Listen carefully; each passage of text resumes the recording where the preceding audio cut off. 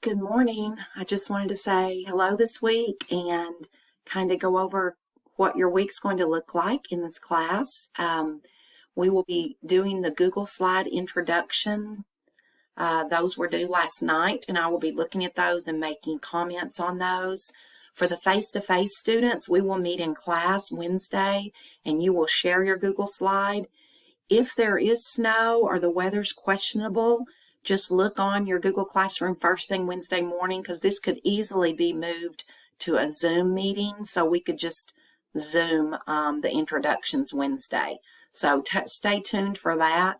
For my online students, you don't have the opportunity to see others, but you can go online and look at others in the class that may have the same major as you, the same interest as you, because when we get to lesson plans, we may do some teamwork on that.